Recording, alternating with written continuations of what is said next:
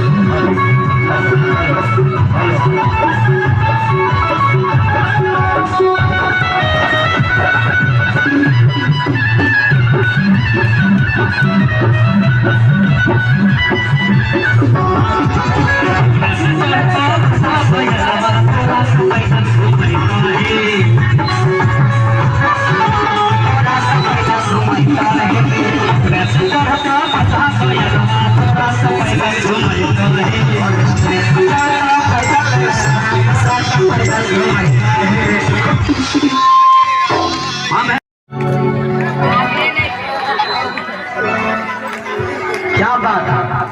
अरे अपने तो चढ़ता मसला भैया पैदल घूमता है।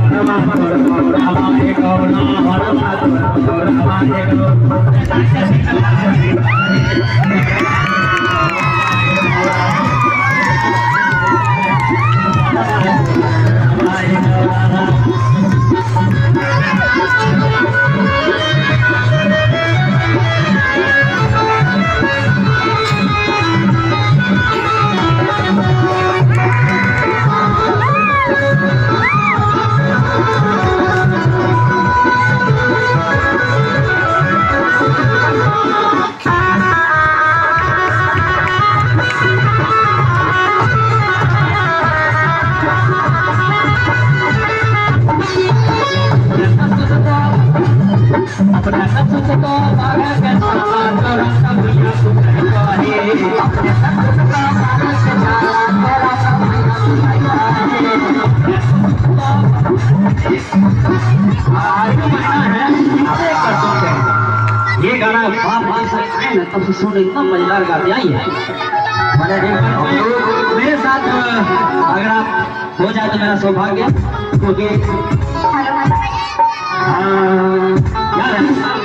अपने दस तो भाग्य के साथ